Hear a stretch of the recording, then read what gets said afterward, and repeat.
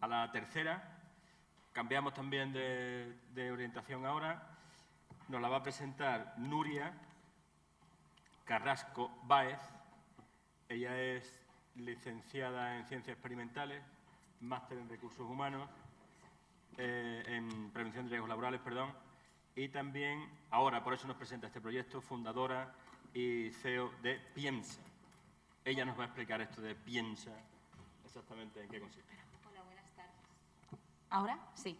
Buenas tardes. En primer lugar, bueno, agradecer a la entidad y la organización pues, por brindarme la oportunidad de venir de Barcelona para el evento y un poco exponer lo que es el proyecto Piensa de personas y empresas saludables. En principio, bueno, el índice que voy a seguir es un poco similar al que han seguido mis compañeras, ¿no? El tema de introducción, justificación, resultados y metodología. Y bueno, ante todo, para hacer una ubicación del tema en cuestión, el proyecto está centrado en lo que vendría a ser el mundo del trabajo 4.0, ¿vale? En relación a lo que viene a ser toda la transformación tanto digital como social y el cambio cultural que estamos tendiendo en esta generación, y con el objetivo de fomentar los entornos saludables dentro de lo que es la propia organización. Para ello me gustaría hacer una introducción respecto a todo este tema de cambio cultural con una pequeña historia que es verídica y es una historia de unos mineros. Dice así: 6 mineros trabajaban en un túnel muy profundo extrayendo minerales desde las entrañas de la tierra. De repente, un derrumbe los dejó aislados de la afuera, sellando la salida del túnel. En silencio, cada uno miró a los demás. De un vistazo calcularon su situación. Con su experiencia, se dieron cuenta rápidamente que el problema sería el oxígeno. Si hacían todo bien, les quedaban unas 3 horas de aire, cuando mucho menos 3 horas y media.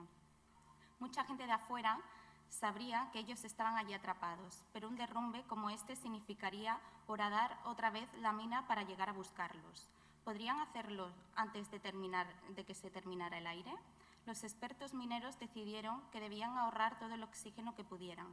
Acordaron hacer el menor desgaste físico posible, apagaron las lámparas que llevaban y se tendieron todos en el piso. Enmudecidos por la situación e inmóviles en la oscuridad, era difícil calcular el paso del tiempo. Incidentalmente, solo uno de ellos tenía reloj. Hacia él iban todas las preguntas. ¿Cuánto tiempo pasó? ¿Cuánto falta? ¿Y ahora?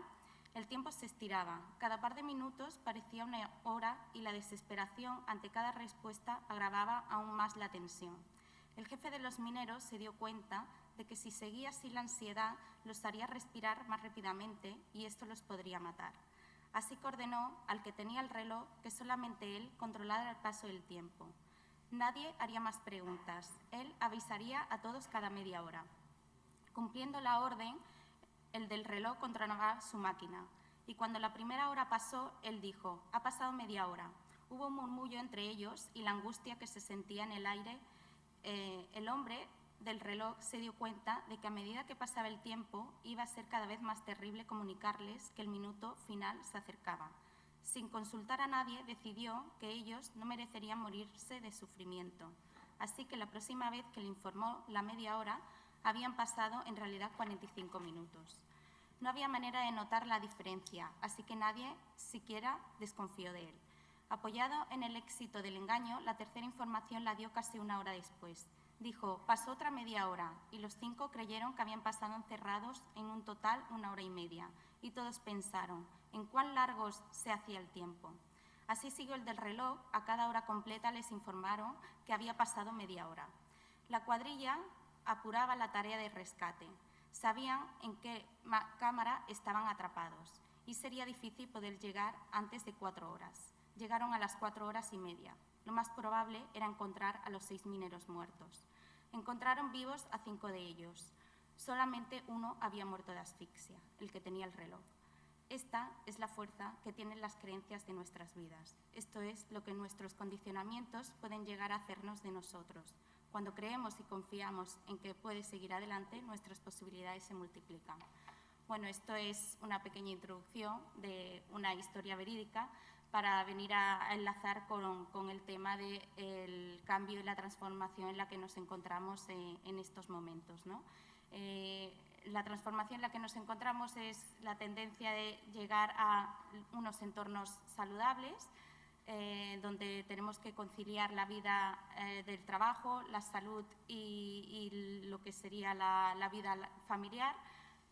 Dentro de los entornos saludables, el objetivo es disponer de unos trabajos seguros que puedan favorecer la vida laboral y sostenible, de calidad, mejorar las condiciones de vida, lograr una jubilación saludable y promover la responsabilidad social y sostenible dentro de la empresa.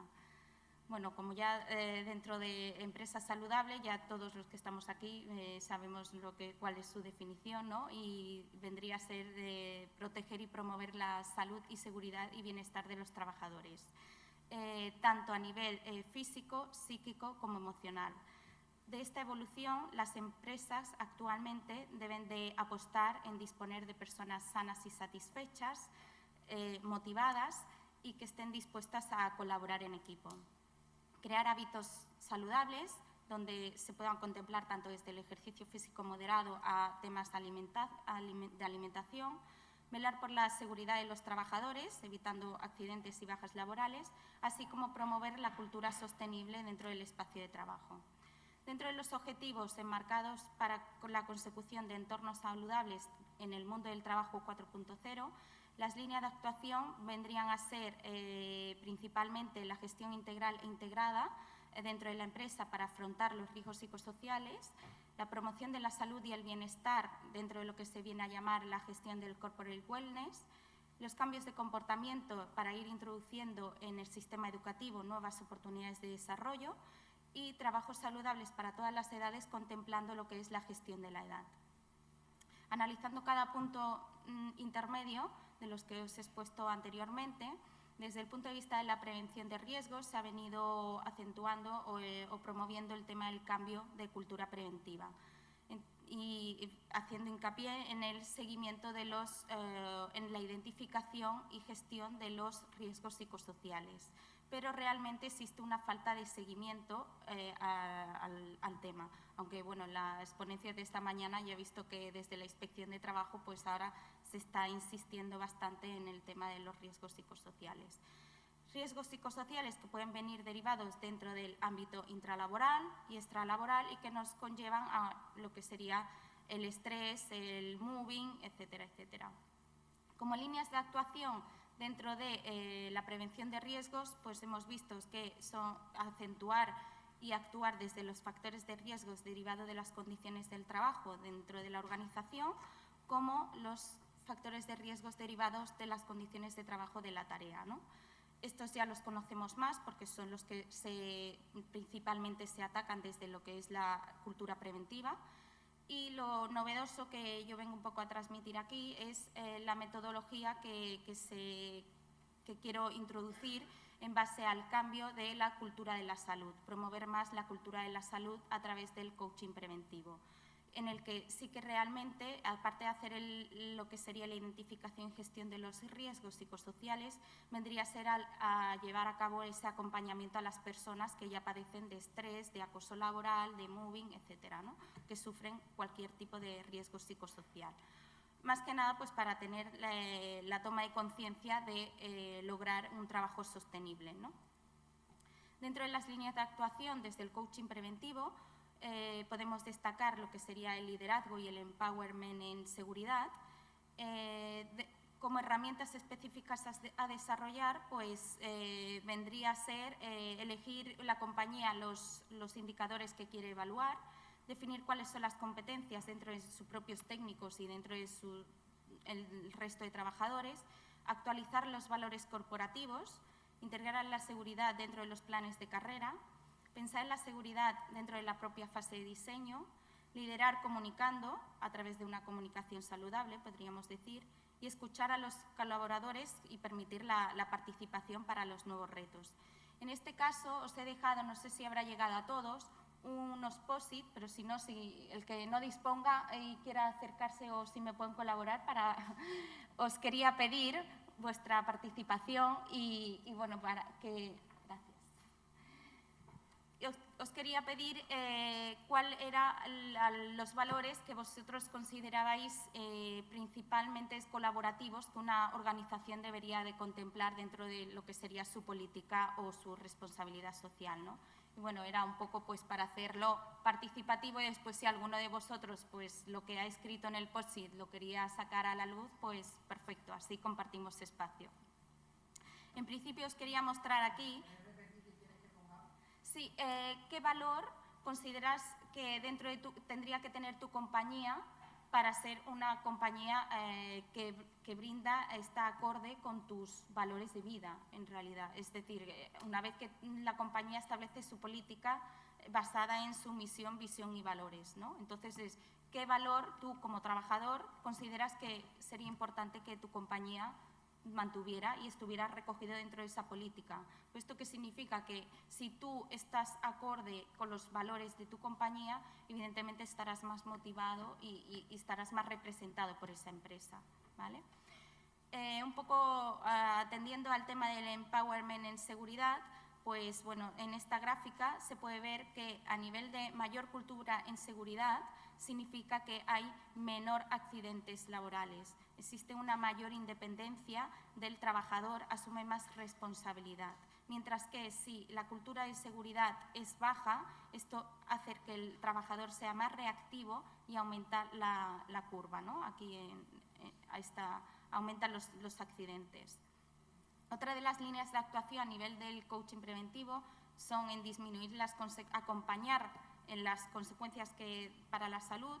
Como hemos visto en las ponencias de esta mañana, se ha hablado mucho del mobbing, del estrés, del síndrome de quemarse en el trabajo, ¿no? Esto es, lo que se trata es que un buen entorno psicosocial es crucial para mantener una mano de obra satisfecha, sana y productiva, ¿no?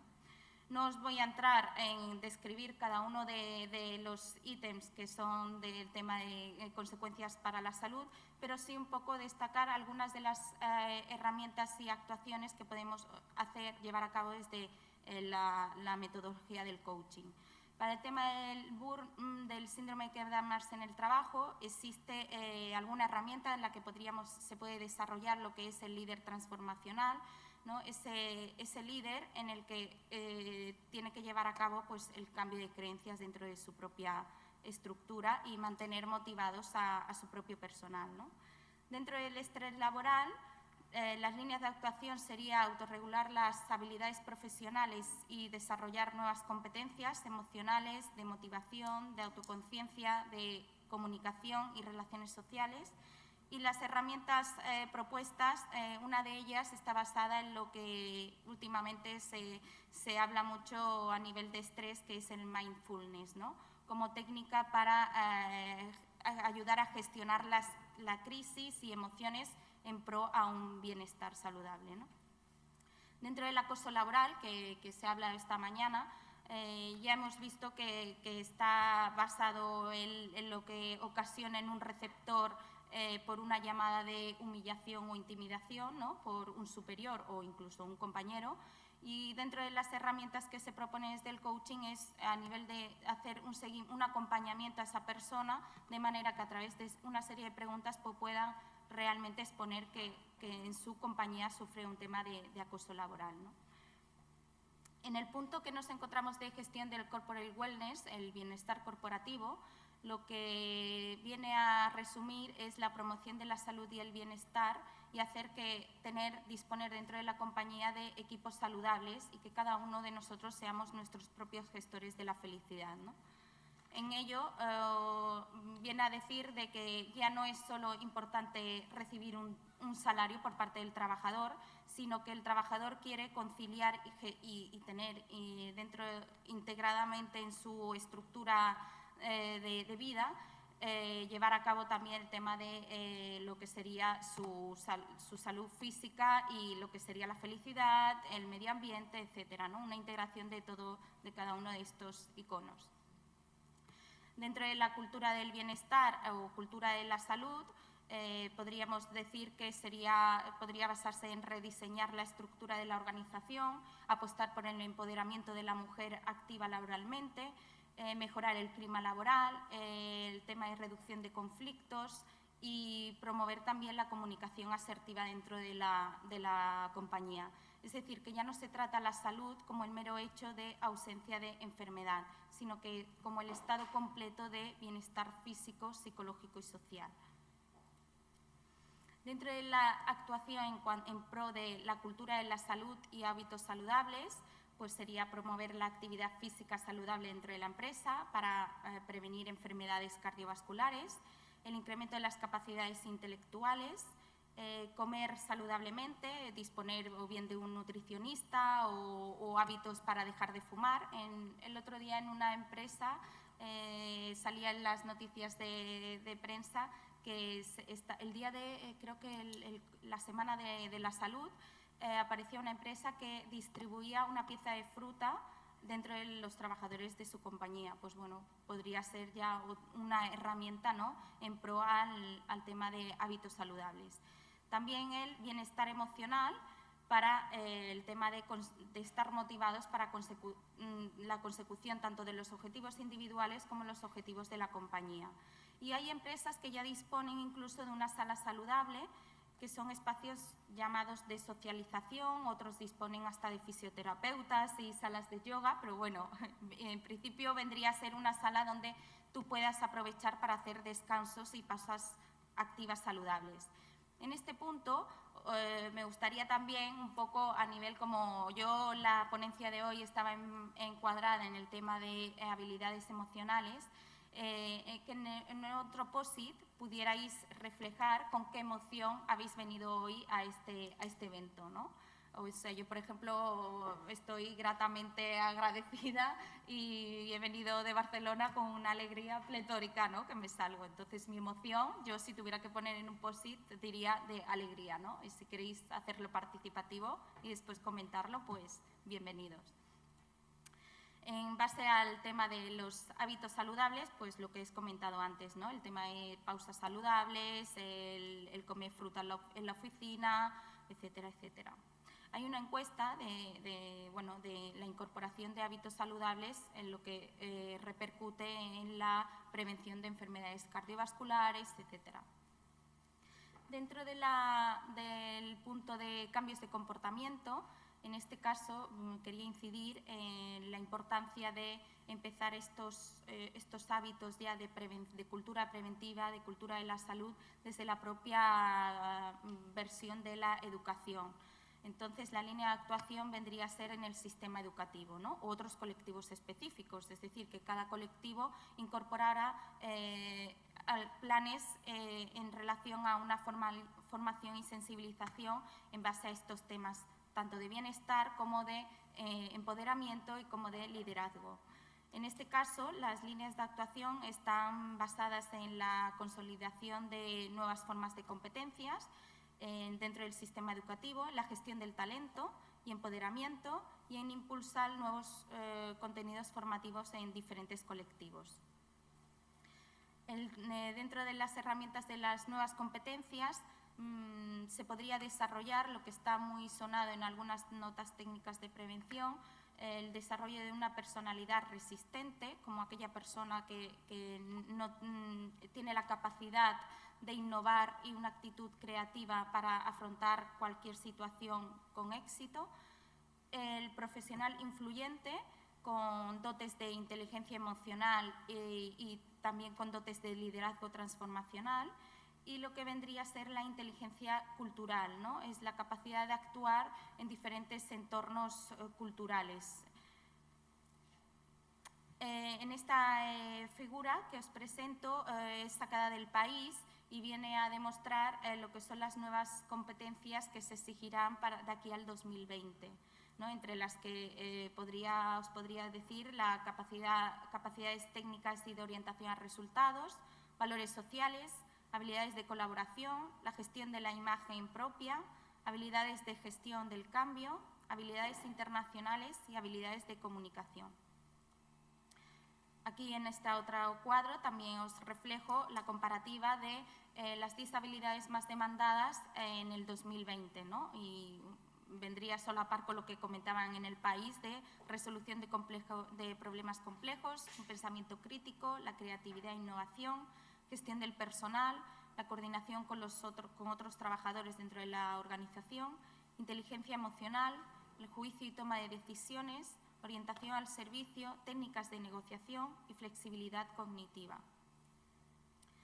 Dentro del punto de objetivo intermedio que comentaba al principio para trabajos saludables para todas las edades, ahora la tendencia es la gestión de la edad. El otro día estuve en un congreso en el que vino una señora ya de 60 años que está defendiendo lo que es el laboratorio de la madurescencia, ¿no? Y está desarrollando todo el tema de la gestión de la edad. ¿Por qué es esto? Pues porque nos encontramos, aparte en el mundo del trabajo 4.0, en el mundo laboral en el que convivimos aproximadamente 5 generaciones simultáneas de empleados en el mismo ámbito de trabajo. Las líneas de actuación en base a la gestión de la edad pues podrían venir para potenciar las capacidades dentro de cada edad, ayudando en cada edad al aprendizaje permanente, a la mejora continua, a la gestión del talento senior, a la transición a una jubilación saludable, diferentes técnicas para ejercer la mente, ajustar los planes de carrera, flexibilizar horarios y dentro de las herramientas podríamos venir a hablar de lo que vendría a ser el conocimiento tácito que tiene esta generación senior, ¿no?, que está dentro de la empresa, que este conocimiento tácito pues no está precisamente ni en los libros ni en los procedimientos internos de cada empresa, ¿no? Otra de las herramientas podría ser la jubilación activa y parcial, es decir, gente que ya está jubilada pero que aún sigue participando activamente dentro y colaborando con la empresa en áreas a su bienestar. El tema del talento senior y hay una herramienta que le llaman mapas de conocimiento y es que esa persona la integran, la habilitan para que se vaya a otro sector y vaya viendo quién sabe de otras novedades para poder implantar dentro de la propia organización, ¿no? En esta figura aparece un poco lo que he remarcado, las actuaciones en cuanto al tema de gestión de la edad, el tema de la flexibilidad horaria o rotación laboral, la jubilación saludable, el tema del aprendizaje marcado en función de las diferentes edades.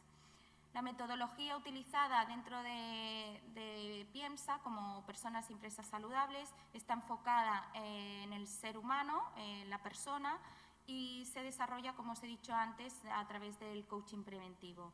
Se pretende aportar herramientas emocionales y conductuales para, que vengan a complementar lo que en la prevención sería la psicología aplicada o ergonomía cognitiva que hablaba esta mañana algún ponente.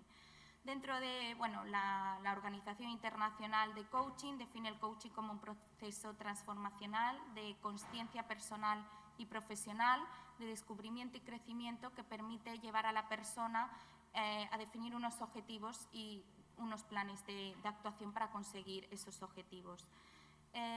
Desde el coaching, la relación profesional es de un acompañamiento a la persona para superar esas limitaciones que le impiden alcanzar esas metas. Se entrelaza también con otra metodología que es la programación neurolingüística como metodología innovadora del comportamiento humano que permite también cambios tanto actitudinales como de habilidades.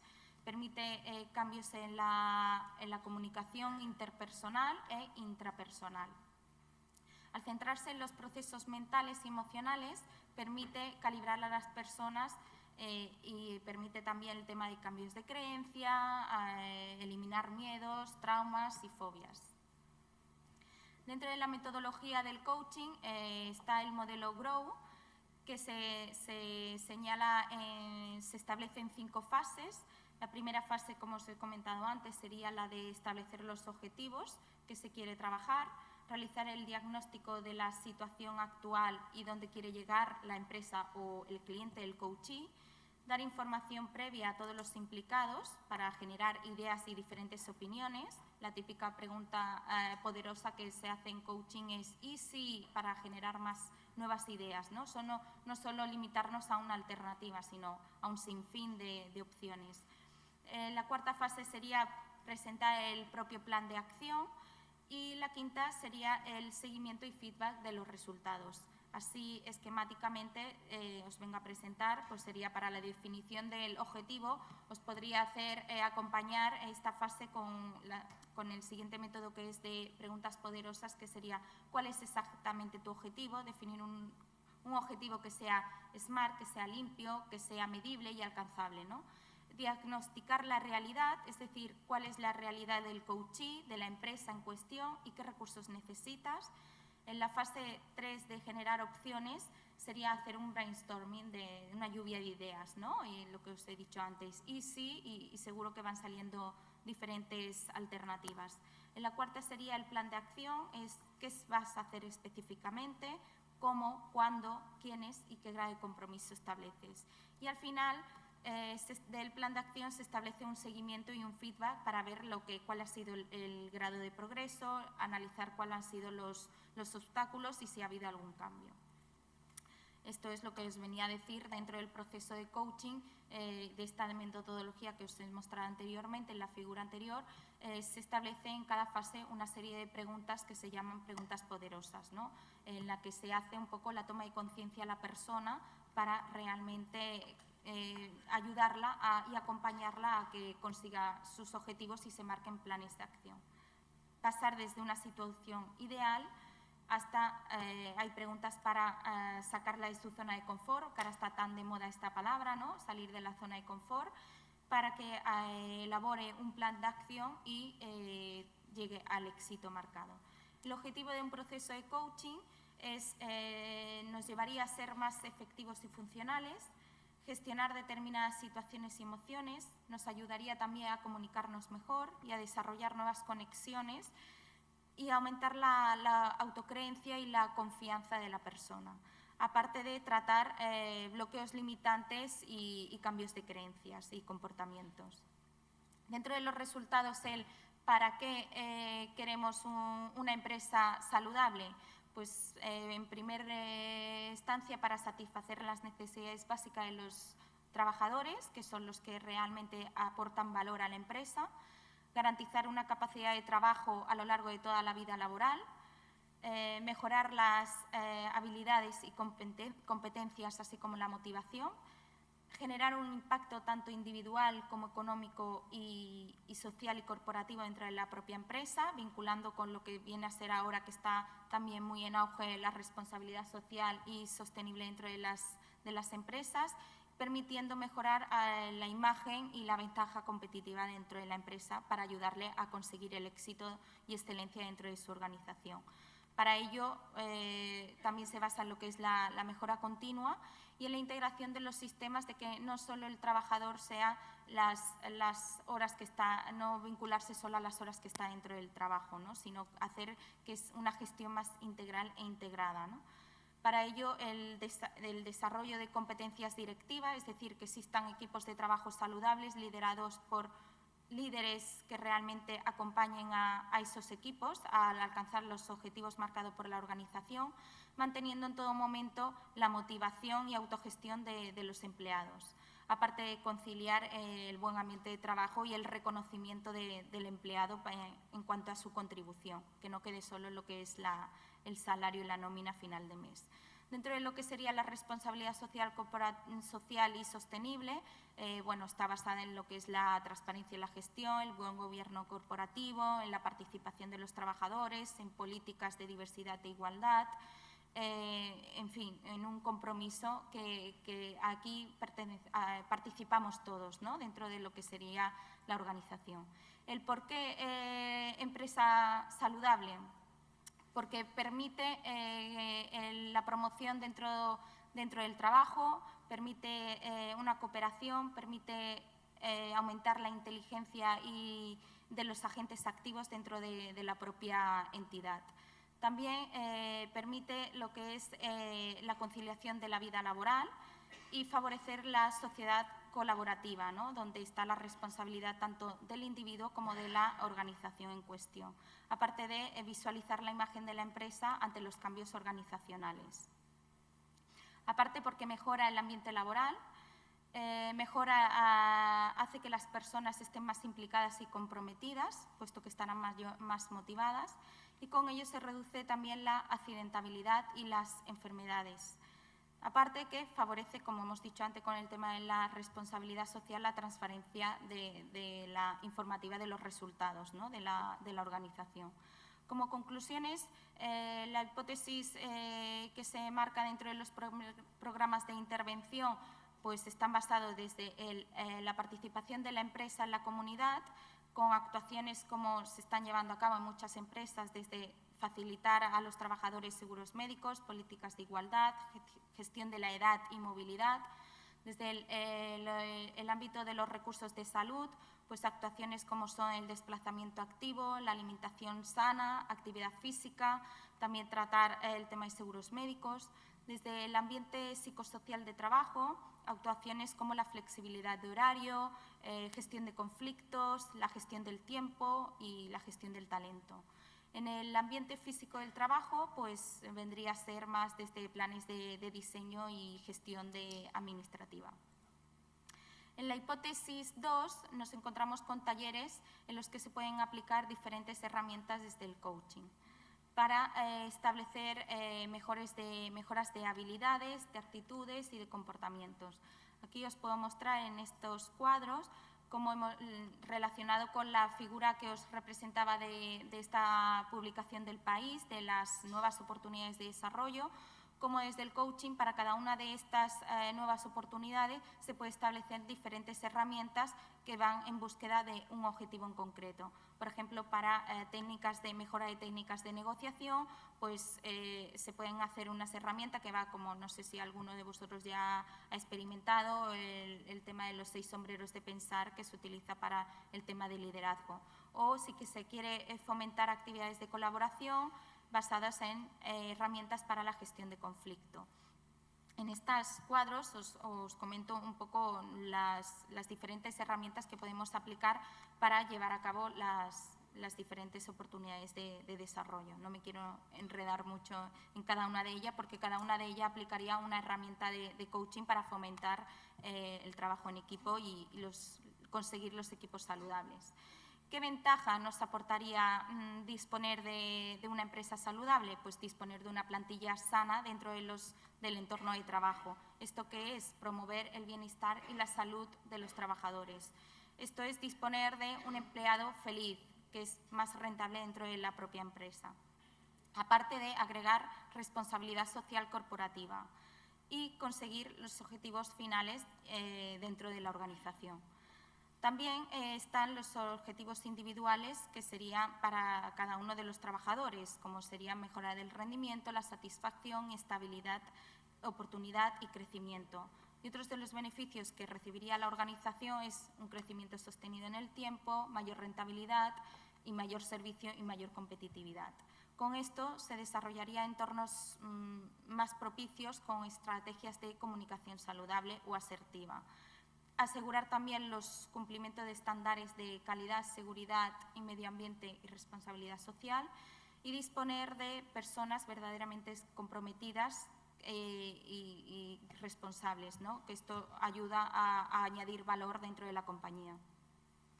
En esta figura, a modo resumido, se puede ver que como conclusión decir que incrementaría el rendimiento, la productividad, el compromiso, la fidelidad dentro de la empresa, la calidad de vida del individuo, su satisfacción y a la vez reduciría lo que es el absentismo dentro de la empresa, el presentismo, disminución de las bajas laborales, de los costes de salud. De hecho, hay un estudio que dice que cada euro invertido en programas de promoción de la salud en el trabajo sostiene una rentabilidad de inversión de un 2,5 o un 4,8 euros.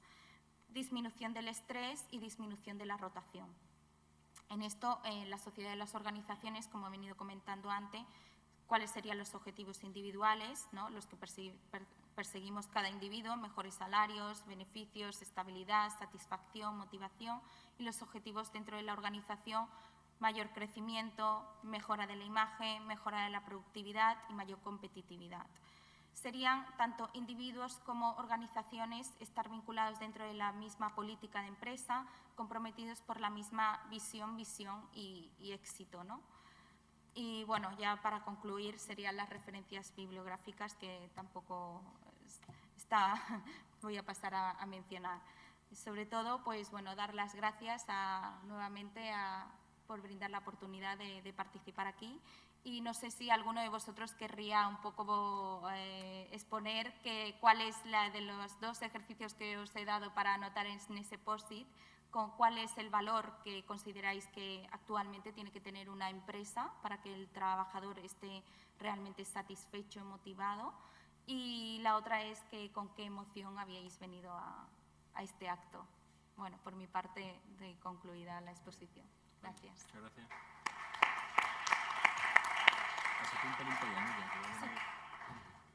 ¿Quieres la silla o...?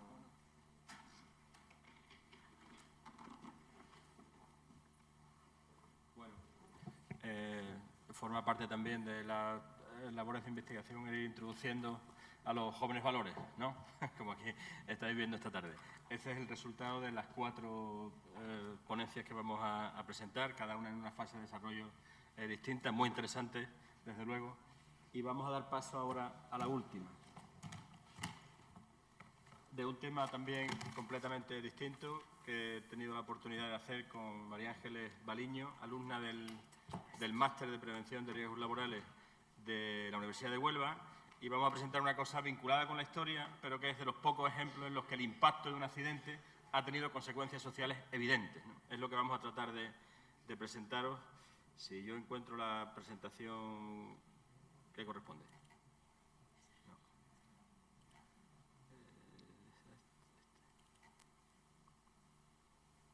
Eso es.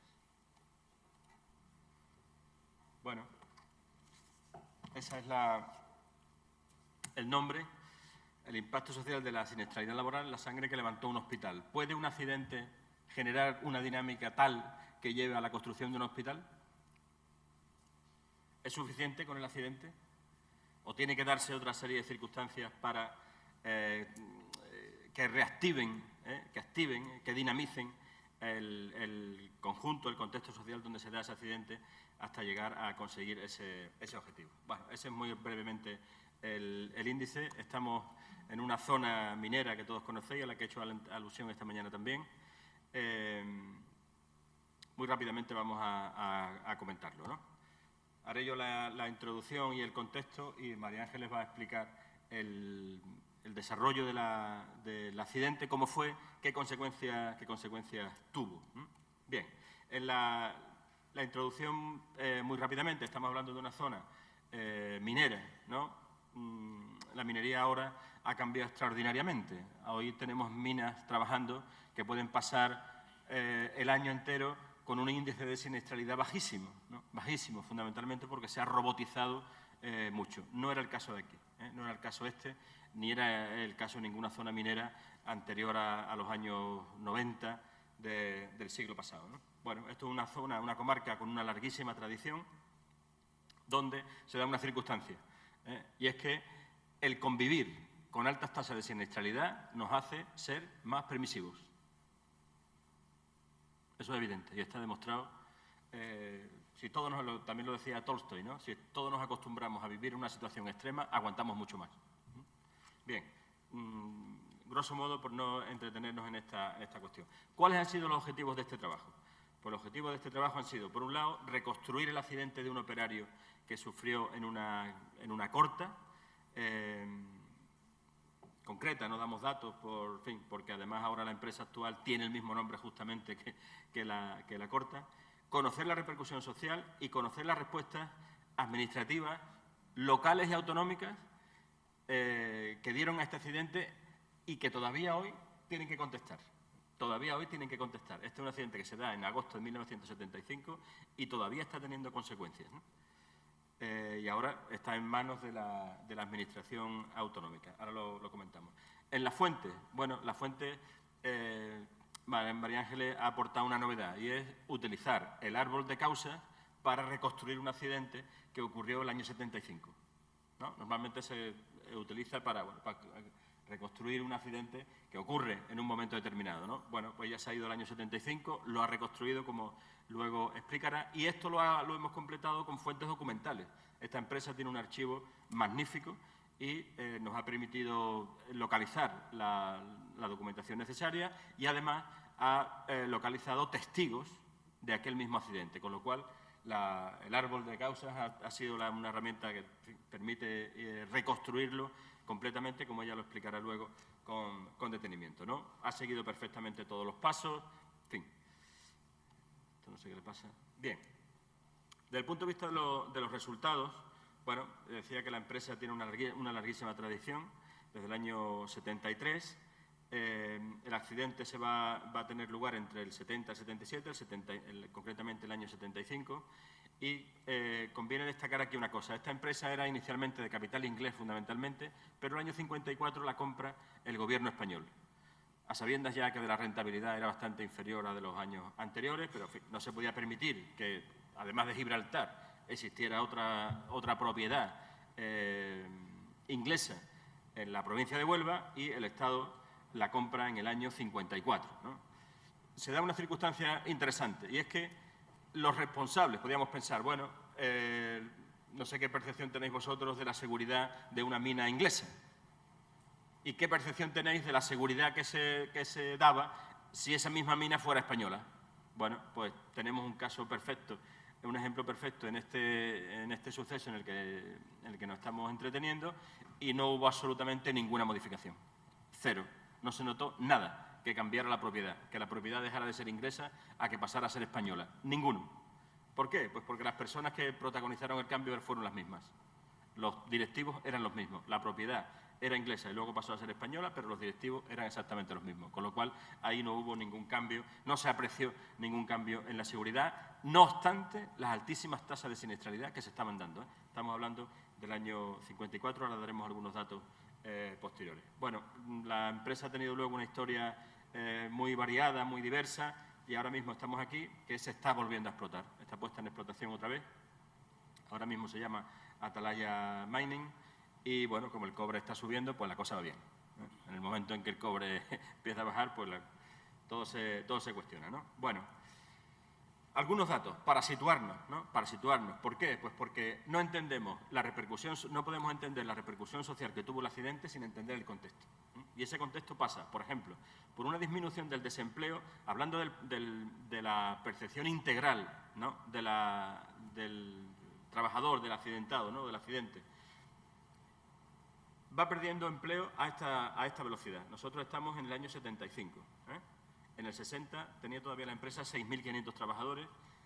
El 70 ha perdido la mitad, prácticamente, 3.000, pero es que en el año 82 iba a perder otros 1.000, ¿no?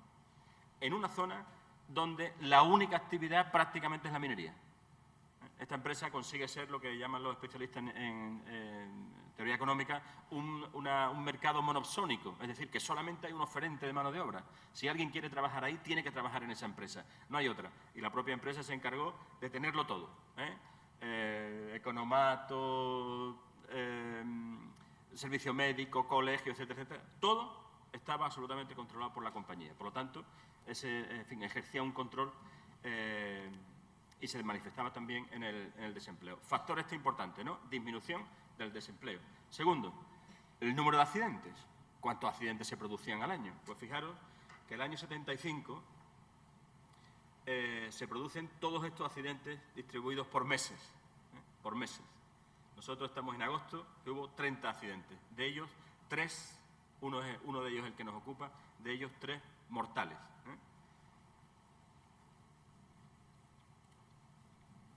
Si los dividimos por grupos de edad, es interesante. A la hora de acercarnos a este fenómeno, tenemos que tener también en cuenta la situación del mercado de trabajo, del mercado en ese momento. Si estos mismos datos los referimos a principios del siglo XX, no tendrían nada que ver. Nada que ver. En este momento ya el mercado de trabajo en esa zona, que es de una sola compañía, está perfectamente consolidado. En los 70, a principios del siglo, los que sufrían accidentes eran fundamentalmente gente de fuera de la comarca y jóvenes. ahora son gente de la comarca porque el mercado de trabajo ya se ha consolidado y de una edad que está fundamentalmente entre los 41 y 45.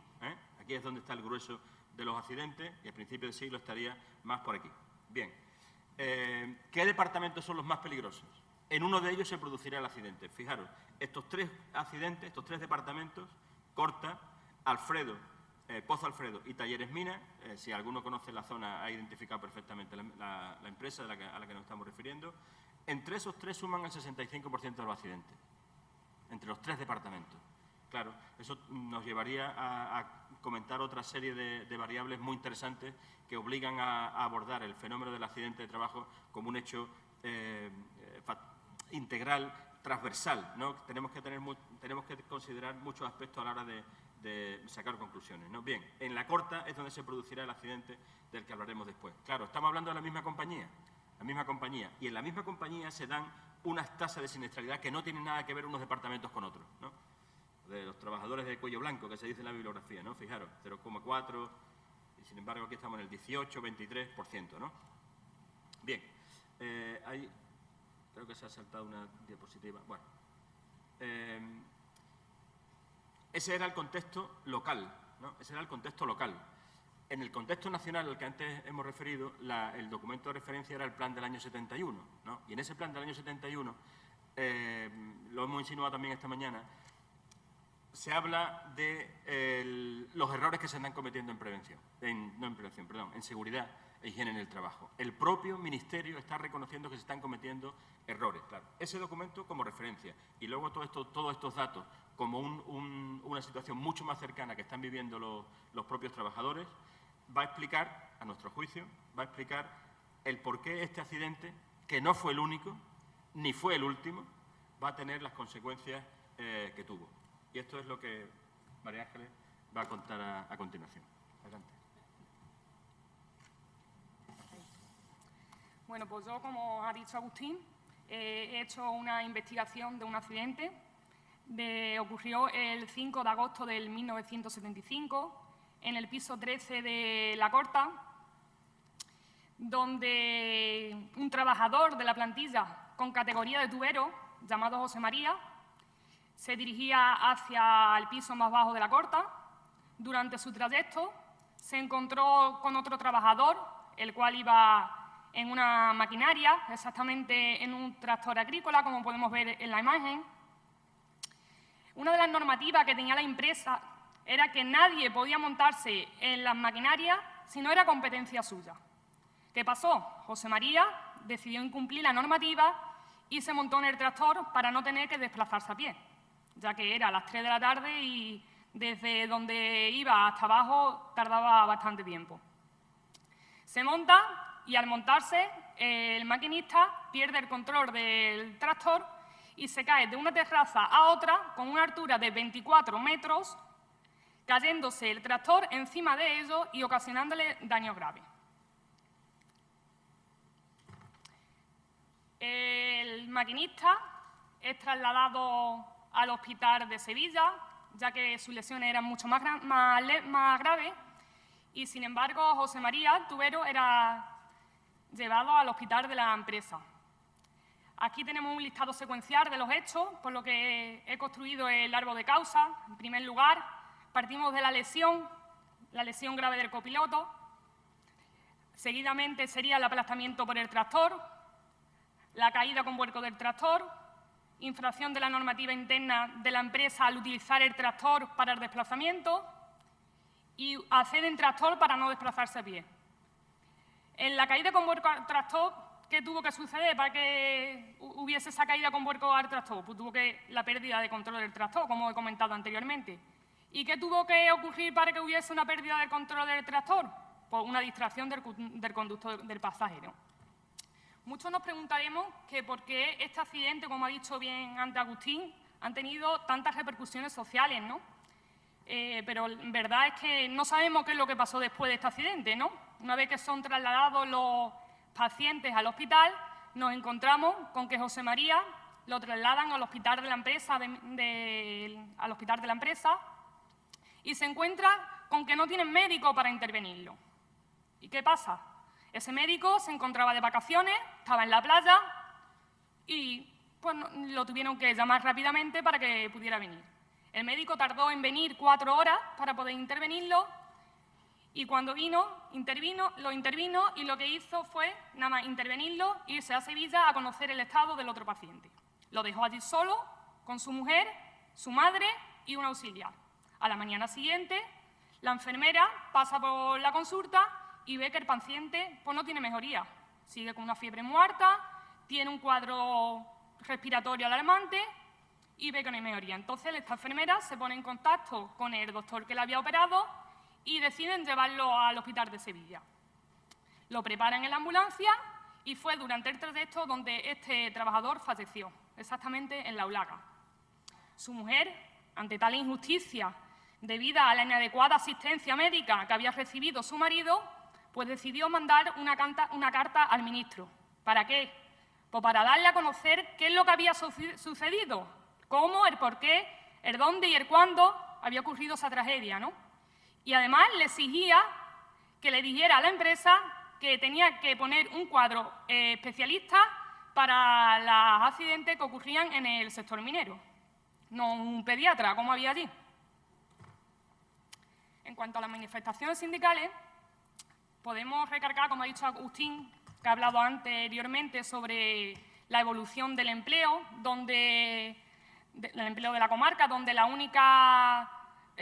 compañía era la única oferente que daba trabajo allí, en aquella zona. Y además a esto le podemos incluir lo que era la crisis del petróleo del año 73, que estábamos viviendo, la inflación y una larga historia de accidentes que habían pasado a una cadena que no resuelta, que no tenía respuesta a esos accidentes. ¿Pero qué pasó? Pues los mineros empezaron a movilizarse y exigían unas condiciones de vida dignas para ellos, ¿no? Entre ellos, una creación de un hospital, unas condiciones de mejora en el convenio de la empresa y un aumento de sardo. Los mineros, una de las manifestaciones más grandes fue la manifestación del ladrillo. La manifestación del ladrillo surge el 30 de enero del 1976 y surge a raíz de la muerte de este minero y consistía en que todas las personas, independientemente de que fuesen mineros o no, tenían que llevar un ladrillo desde su localidad hasta Minas de Río Tinto. Allí en Minas de Río Tinto depositaban todos los ladrillos y con esos ladrillos el fin era construir el hospital. A esa manifestación participaron 5.000 personas. Y como bien he comentado anteriormente, no solamente reivindicaban lo que era la creación del hospital, también reivindicaban aumentos de sardo, cambios en el convenio. Bueno, ahora, en cuanto a la denominación del hospital. El hospital se creó en Minas de Río Tinto gracias a la lucha de estos mineros por pedir que se hiciese el hospital allí. Fue en la primera legislatura del Parlamento, entre el año 1982 y 1986, donde 2 diputados por el Partido Socialista de Huelva llevaron un ruego al Parlamento donde decían que el hospital que se iba a construir en Minas de Río Tinto tenía que llevar el nombre del minero que había fallecido. La mesa aprueba este ruego y deciden ponerle al hospital el nombre de José María Díaz Domínguez. Hoy en día, hace unos años, nos hemos dado cuenta de que el hospital ha sufrido una gran reforma y nos hemos dado cuenta que el rótulo donde pone el nombre de José María Díaz Domínguez ha desaparecido. Entonces, los familiares se lo hemos hecho saber al ayuntamiento y el ayuntamiento se ha encargado de mandar una moción al Parlamento para recuperar el nombre original de este hospital. Y ahora Agustín va a hablar sobre las conclusiones de este trabajo. Bueno, muy brevemente. Las fuentes nos han permitido reconstruir todo esto, que hemos contado aquí de una manera muy breve. por lo que hemos visto nosotros, la muerte del minero no se produce porque la compañía no cumpliera la normativa, sino porque hubo fallos organizativos en el momento en el que se produce, ¿no? Lo ha comentado antes María Ángeles, la persona que estaba allí para atender al accidentado era un pediatra, ¿no? Y que además tarda en llegar, etcétera, etcétera. Fallo organizativo, por tanto. El contexto social pues, nos parece determinante para explicar toda la movilización social y la zona venía conociendo una tasa de siniestralidad elevada, como he dicho antes. Se ha saltado una diapositiva a la presentación por daros un dato, ¿no? La tasa de frecuencia en el año 75, el mismo año en el que se produce el accidente, era del 60%, pero la tasa de gravedad, la que incluye los accidentes mortales, era de un 5%, ¿no? Es decir, unas tasas muy elevadas, no obstante que estamos hablando ya de los años 70, ¿no? En definitiva, nos pareció interesante dar a conocer este caso, que nosotros, bueno, al menos yo no conocía, reconstruirlo siguiendo una metodología aceptada, bueno, pues poner de manifiesto que la movilidad social, a raíz de un accidente puntual en una empresa concreta y de una persona concreta, pues tuvo su efecto, tuvo sus consecuencias, y eso fue lo que permitió pues construir un hospital en una zona minera que se venía reclamando desde hace muchísimo tiempo, pero hasta que no llegó ese hecho y no se produjo esa movilización, pues no se logró. Esto era lo que os queríamos presentar. Si queréis, un hecho muy local, pero nos parecía importante, conveniente, pues darlo a conocer. Aquí hemos terminado. Muchas gracias.